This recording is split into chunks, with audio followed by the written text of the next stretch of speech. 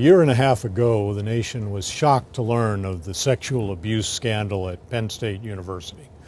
A number of boys were abused by an assistant football coach, and the scandal broke with amazing speed. Just a few days after it came out, the university president and legendary football coach Joe Paterno had been fired. Shortly after that, the university hired former FBI Director Freeh to do an investigation of the university, and Freeh went ahead to blame university officials for much of what had happened. One person who was not touched by that scandal was then member of the board, Keith Masser, and now chairman of the board. Mr. Masser is with us today. I'm Brian Gallagher, USA Today's editorial page editor. Mr. Masser, welcome. Thank you, Brian. I appreciate being here, and I'm honored to serve Penn State. Can you tell us how the scandal continues to affect the university today? Over the past year, the changes that we made at Penn State as it relates to safety, human resources, compliance, and governance have been remarkable, and we are continuing to improve the university in those areas. Do you accept Judge Freeh's conclusions that the university officials were culpable in allowing these events to occur? We are focused on the recommendations made by Judge Freeh. There's 119 recommendations that were made as relate to safety, compliance, human resources, and governance. And we've got 115 of those 119 recommendations implemented to date. And we expect by August to have the full slate of recommendations complete. What happened at Penn State, I think, was uniformly seen as horrifying in the Penn State community and in the public at large. Jerry Sandusky, the assistant coach, was able to abuse children for a long period of time, and when Joe Paterno was informed about it and in turn informed others, nothing happened and more children were abused. Why was it, do you think, that happened? Those situations will be determined by the courts, and when the trials of certain individuals are complete, we might know more, but it's not our role as a board of trustees to speculate on those situations. How do you make sure that nothing like this can happen again? And we've done that by commissioning the special investigation report by Judge Freeh. We've taken the recommendations seriously, and we're implementing those, and we're going to set the standard for higher education in those areas. One of the lessons that came out of this, and it's not a new one, we've seen it in scandals at other universities of a different kind, is that the football coach at a major university has enormous power.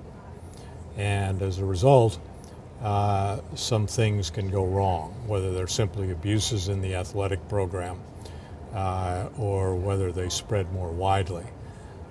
University presidents have sometimes intervened to prevent this. The NCAA President's Council has in the past taken actions to lift academic standards and do things like that. Do you think that at Penn State, and this is for the benefit of others, that the football program had too much power? I think where football is the primary funding source for all of intercollegiate athletics in major universities, you have to strive for that balance of power. I do believe in institutional control, where the president hires an athletic director who is responsible for the coaches. It's unusual to have a single person so seen as the face of the university as Joe Paterno was. As things turned out, he was disgraced and he died not long after. What do you think Paterno's legacy is, and how do you think he'll be regarded 20 years from now? His legacy should be his priority of academics in his superior coaching abilities and making sure that his student athletes were educated and were focused on education. And how do his admitted failures in the Sandusky incident figure into that legacy? I think that as time goes, that story will be written appropriately. And what would appropriately mean? To acknowledge him for the successes and the great achievements that he's brought to Penn State. One last question. There was really only one truly evil person in this scandal, and that was Jerry Sandusky, a serial child abuser. But other people, Paterno and Spanier and other university officials, were aware of what had gone on and failed to act. In part, this is certainly not unique to Penn State University. It says something about human nature or management or bureaucracy. Why do you think it happened the way it did? I can't answer that. I know that as the trials, hopefully more of that information can be shared with the public, but I can't speculate, and I don't know why that took place. I do know that we've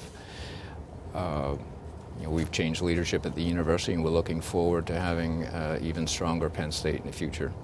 Do you think what happened at Penn State was because of factors unique to Penn State, or is it something about universities or something about society? Why did this happen? I absolutely don't believe it's unique to Penn State. It's happening even today at other institutions, and it's a situation that occurred, and we're looking forward and dealing with the results. We're dealing with what has occurred and improving our university to make it even better, stronger, safer university, one that I'm going to be proud to have, as I believe Penn State will be the safest university that I will be proud to have my grandchildren attend. Thank you very much for being with us today. You're welcome.